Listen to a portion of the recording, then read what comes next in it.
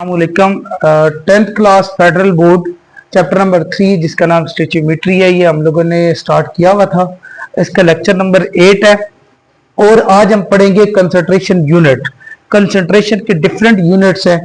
उससे पहले unit understand करने से पहले हम थोड़ा सा इस चीज को अंडरस्टैंड कर लेते हैं कि कंसंट्रेशन क्या चीज होती है।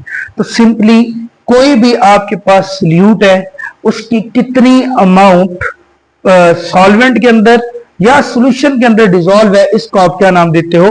कंसंट्रेशन का। अब कंसंट्रेशन की फर्दर कंसंट्रेशन की बेस पे हमारे पास सॉल्यूशन की टू टाइप्स हैं। एक हमारे पास होता है कंसंट्रेटेड सॉल्यूशन और दूसरा होता है डाइल्यूट सॉल्यूशन। अब डाइल्यूट सॉल्यूशन ऐसा सॉल्यूशन होता है जिसमें सॉल्यूट की अमाउंट सॉल्वेंट के अंदर या सॉल्यूशन के अंदर कम होती है, और जो कंसंट्रेटेड सॉल्यूशन होता है उसमें सॉल्यूट की concentration as compare to dilute solution के ज्यादा होती है। तो अब हमारे पास कंसंट्रेशन को जो मैंने एक्सप्लेन किया उसकी मैंने डेफिनेशन टाइप लिखी है, ये आप एक दफा देख लो। Amount of solute present in a given amount of solvent और सॉल्यूशन के सॉल्यूट की कितनी अमाउंट सॉल्वेंट के अंदर मौजूद है या सॉल्यूशन के अंदर, इसको आप क्या नाम दोगे? Concentration of the solution. अब जैसे मैंने कहा कि कंसंट्रेशन सॉल्यूट की उसकी कंसंट्रेशन सॉल्यूशन के अंदर कितनी है, इस बेस पे हमारे पास टू टाइप्स हैं।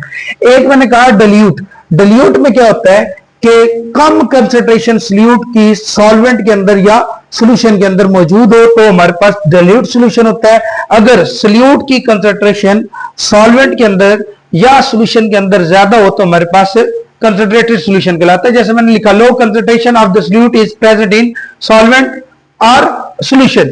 सेम मैंने लो को जब हाई कर दिया तो ये हमारे पास कंसंट्रेटेड सॉल्यूशन बन गया। जैसे सपोज दैट मेरे पास दो गिलास है, उनमें पानी है, और एक में मैं अगर 1 चम्मच शुगर की ऐड करता हूं और दूसरे में 2 चम्मच शुगर की ऐड करता हूं, तो 2 चम्मच शुगर वाला जो पानी है वो हमारे पास ज्यादा कंसंट्रेटेड होगा, मींस कि वो कंसंट्रेटेड सॉल्यूशन है।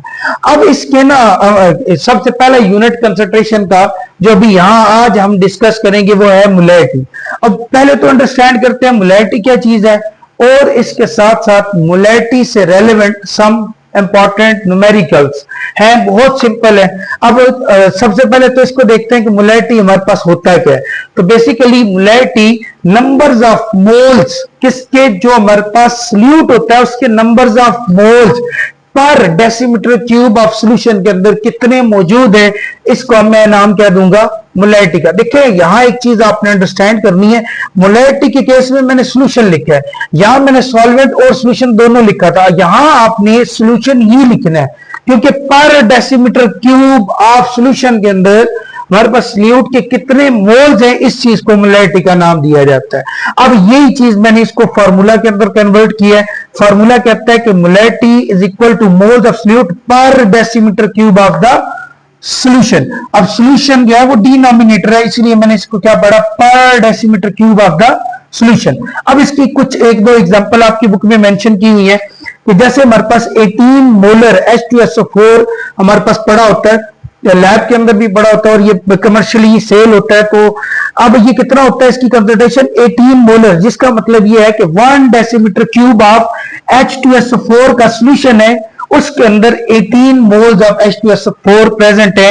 ये आपके पास 98% कंसंट्रेटेड सॉल्यूशन होता है। तो बोतल्स के ऊपर जो H2SO4 की बोतल्स आती हैं, कमर्शियली सेल होती हैं, उस पे 98% सॉल्यूशन ऑफ H2SO4 लिखा होता है या 18 मोलर लिखा होता है। दोनों का मीनिंग सेम ही है, 98% और 18 molar.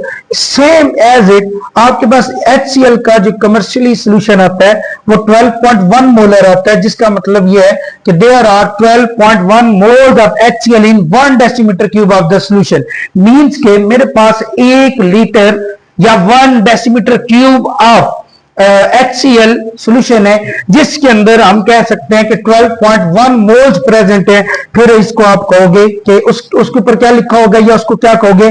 12.1 molar solution of HCl, जो कि 37% प्योर होता है। मतलब इसकी परसेंट में अगर आप कंसंट्रेशन देखो तो वो 37% होता है। इसी तरह से इसी से रेलेवेंट हमारे पास कुछ न्यूमेरिकल्स है सेल्फ असेसमेंट की फॉर्म में, तो 3.9 सेल्फ असेसमेंट है। अगर आप उसका पहला पार्ट पढ़ोगे ए वाला, तो उसमें मोलैरिटी हमें फाइंड करने के लिए बोला गया है। मोलैरिटी को आप कैपिटल एम से रिप्रेजेंट करते हो, मोल्स हमें बताए गए हैं और मोल्स को हम एन से रिप्रेजेंट करते हैं, स्मॉल एन से, कैपिटल एन नहीं लिखना। इसीलिए हमारे पास मोल्स आ गए एन, और वॉल्यूम ऑफ सॉल्यूशन जिसको आप बी लिख सकते हो वो आपको दिया गया है सेंटीमीटर क्यूब के अंदर। अब सबसे पहले आपने गिवन डाटा के अंदर ही कोशिश करनी है कि सेंटीमीटर क्यूब को डेसीमीटर क्यूब में चेंज करना है। डेसीमीटर क्यूब में सेंटीमीटर क्यूब को चेंज करने के लिए आप सेंटीमीटर क्यूब वाली वैल्यू को 1000 से डिवाइड करोगे तो हमारे पास आंसर आ जाएगा डेसीमीटर क्यूब में वॉल्यूम। अब डेसीमीटर क्यूब में चेंज क्यों किया है? क्योंकि फार्मूला कहता है कि जो सॉल्यूशन का वॉल्यूम है वो डेसीमीटर क्यूब में होना चाहिए। अब सेम बी वाला फार्मूला मैंने पुट किया। अब इसमें इस फार्मूला के अंदर गिवन डाटा से वैल्यूज मैं पुट कर दूंगा। जैसे मोलैरिटी हमने फाइंड करना है तो मैंने मोलैरिटी को मोलैरिटी लिख दिया। Same numbers of moles of solute, moles हमें बताए गए सॉल्यूट के, वो मैंने पुट कर दिए 1.5। इसी तरह से वॉल्यूम यहां सेंटीमीटर क्यूब में था, लेकिन मैंने जो पुट किया वो किसमें किया है? डेसीमीटर क्यूब में। जब आप इन दोनों को डिवाइड करोगे तो हमारे पास इस सॉल्यूशन की मोलैरिटी आ जाएगी। इसका मतलब यह है कि there are 1.5 moles of moles of solute in 0.25 decimetre cube of the solution. अब इसकी मोलैरिटी कितनी है? 6 मोलर। अब मोलर भी लिख सकते हो या फिर मोल पर डेसीमीटर क्यूब, एक ही बात है। अब मोलर यहां से मोलर आ गया। अब 1.5 थे मोल्स, यहां पे मोल्स, और वॉल्यूम किसमें लिया? डेसीमीटर क्यूब में। तो दोनों ये mole capital M is equal to moles per dm cube, एक ही बात है। अब हमारे पास इसका बी पार्ट है सेल्फ असेसमेंट 3.9 का, लेकिन ये पहले वाले से थोड़ा सा डिफरेंट है। बी और सी पार्ट ऑलमोस्ट सेम है। अब दोनों में क्या डिफरेंस है? यहां हमें मोल्स बताए गए थे, यहां हमें क्या बताया गया? मैस। तो दो तरीके हैं इस क्वेश्चन को सॉल्व करने के लिए। अगर आपको मैस बताया जाए तो सबसे पहले इस मैस को आप मोल्स में चेंज कर लो। जब आपको मोल्स पता चल जाएंगे तो सेम ये वाला फॉर्मूला पुट करके आप क्या फाइंड कर सकते हो? मोलैरिटी। तो दो मेथड है, दूसरा मेथड भी मैं अभी साथ ही डिस्कस कर दूंगा। तो मैस हमें दिया गया कंपाउंड का जो कि 75 ग्राम है। वॉल्यूम आपको पहले से ही डेसीमीटर क्यूब में गिवन है, सेंटीमीटर क्यूब में होता तो मैं 1000 से डिवाइड करता। यहां मैं डिवाइड नहीं करूंगा क्योंकि ये पहले से ही डेसीमीटर क्यूब के अंदर वॉल्यूम आपको दिया गया। मोलैरिटी हमने फाइंड करनी है, लेकिन जैसे कि मैंने अभी बताया कि मोलैरिटी के लिए हमें क्या चाहिए होते हैं? मोल्स। अब इस क्वेश्चन में मोल्स नहीं बताए हुए लेकिन मैस बताया हुआ है, तो सबसे पहले आप मैस को किस में चेंज करोगे? मोल्स में। तो ये फार्मूला इस चैप्टर में हम कई दफा डिस्कस कर चुके हैं। सेम फार्मूला आप पुट करोगे, moles is equal to mass by molar mass. अब मोल्स फाइंड करने के लिए मैस हमें बताया गया 75 ग्राम, और कंपाउंड एक, अगर आप क्वेश्चन कंप्लीट पढ़ोगे तो हमारे पास जिस कंपाउंड की बात हो रही है, जिसका ये सॉल्यूशन है वो है पोटेशियम क्लोराइड KClO3। यहां मैंने इसका मेथड बताया कैसे फार्मूला मैस या मोलर मैस फाइंड करोगे। पोटेशियम का एटॉमिक मैस है 39, क्लोरीन का 35.5, ऑक्सीजन एक का 16, 3 ऑक्सीजन है तो मल्टीप्लाई बाय 3। जब आप इनको सम करोगे तो हमारे पास आंसर आ जाएगा 122.5, जो कि फार्मूला मैस है या मोलर मैस हमारे पास KCl का, जो कि सॉल्यूट है।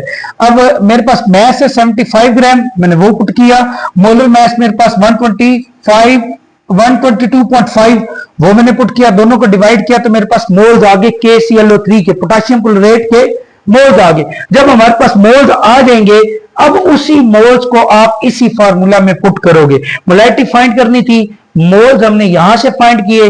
वॉल्यूम आपको गिवन है, वॉल्यूम कितना है? सॉरी, यहां पे 1.25 मैंने उससे डिवाइड कर दिया तो मेरे पास क्या आ गई? मोलैरिटी। यही उसने क्वेश्चन में बोला हुआ था। क्वेश्चन नंबर बी जो है, बी पार्ट जो है सेल्फ असेसमेंट 3.9 का, तो बी पार्ट में भी हमने क्या की? मोलैरिटी फाइंड की। तो मोलैरिटी कितनी आ गई? 0.48976। ये एम, कैपिटल एम भी इसका यूनिट लिख सकते हो या मोल पर डेसीमीटर क्यूब दोनों लिख सकते हो।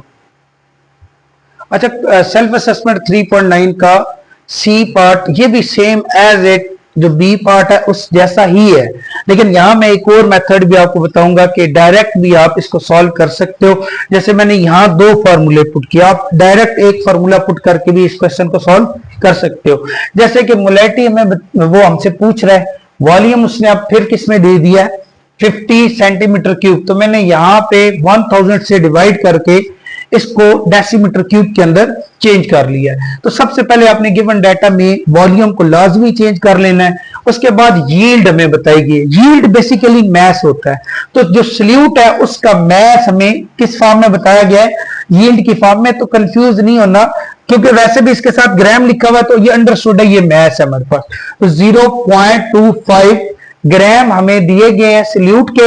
अब सेम वही फार्मूला पुट करेंगे, लेकिन यहां सेम वही प्रॉब्लम कि डायरेक्ट इस फार्मूला को आप अप्लाई नहीं कर सकते क्योंकि आपको मैस दिया गया। तो सबसे पहले आप क्या करोगे, ये मोल्स वाला formula, mess divided by molar mass. अब मैस आप लोगों के पास है 0.25 और मोलर मैस हमने यहां फाइंड किया था पोटेशियम क्लोरेट का 122.5। सेम मैं वही वैल्यू पुट कर दूंगा, तो ये मेरे पास क्या आ जाएंगे, मोल्स। ये किसके आगे, पोटेशियम क्लोरेट के मोल्स, जब मेरे पास 0.25 ग्राम ऑफ पोटेशियम क्लोरेट होंगे, ये मेरे पास आ गए मोल्स। अब मैंने इसी मोल्स की वैल्यू को सेकंड फार्मूला जो मोलैरिटी वाला फार्मूला है उसमें पुट करना है। तो moles of solute divided by volume of solution, moles हमने यहां फाइंड किए, वो वैल्यू पुट की, और वॉल्यूम आपको यहां गिवन है 0.05 डेसीमीटर क्यूब। मैंने दोनों को डिवाइड कर दिया तो मेरे पास आंसर क्या आ रहा है, 0.0408 मोलर या मोल पर डीएम क्यूब। मैंने अभी आपको बताया कैपिटल एमडी यूनिट है मोलैरिटी का, या मोलैरिटी का यूनिट है मोल पर डेसीमीटर क्यूब, जो कि आपको ये फार्मूला बता रहा है। ये यहां तक हमने मोलैरिटी फाइंड कर ली। ये वाला सी पार्ट और बी पार्ट 100% सेम है, जस्ट आपके पास मैस और वॉल्यूम चेंज है। जब मैस और वॉल्यूम चेंज हो जाएगा, ये दोनों में से एक चीज चेंज होगी तो आपकी मोलैरिटी भी चेंज हो जाएगी। अब इसी को सॉल्व करने का मैंने मेथड नंबर 2 बताया। आप सेम इसी मेथड को यहां भी अप्लाई कर सकते हो। अब मैंने एक फार्मूला लिखा है, molarity is equal to mass of solute. Numerator में आपने solute of mass of solute रखना है डिवाइडेड बाय मोलर मैस, और डिनोमिनेटर के अंदर ही वॉल्यूम ऑफ सॉल्यूशन, इन दोनों को आपने मल्टीप्लाई करना है। तो मैस ऑफ सॉल्यूट मेरे पास कितना था, 0.25, मैंने वो पुट किया। मोलर मैस जो कि हमने यहां 122.5 फाइंड किया, वो पुट किया, यहां भी मैंने पुट किया हुआ है। तो 122.5 और वॉल्यूम की जगह वॉल्यूम जो कि हमारे पास 0.05 है, इन दोनों को आप पहले मल्टीप्लाई करोगे।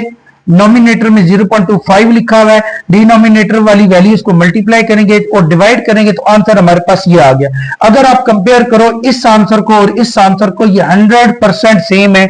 जस्ट इसमें हमारे पास फार्मूला एक पुट करना पड़ता है, यहां में दो अलग अलग फार्मूला पुट करने पड़ते हैं। तो ये फार्मूला भी आप पुट कर सकते हो। जस्ट इसमें आपने करना क्या होता है, ये मैंने फार्मूला कहां से ड्राइव किया है, बेसिकली ये फार्मूला, इसकी वैल्यू मैंने मोलैरिटी वाले फार्मूला के अंदर पुट कर दी है, तो हमारे पास ये नया फार्मूला आ गया। ये कोई अलग फार्मूला नहीं है। इन दोनों फार्मूलाज को आप मिला दो ना, इस फार्मूला और इस फार्मूला, कौन सा, मोल्स और मोलैरिटी वाले फार्मूला को अगर आप कंबाइन कर दो, ये सिंपली मोलैरिटी वाले फार्मूला के अंदर मोल्स की ये वाली वैल्यू पुट कर दो, तो आपके पास ये नया फार्मूला आ जाएगा और ये डायरेक्ट आप अप्लाई कर सकते हो।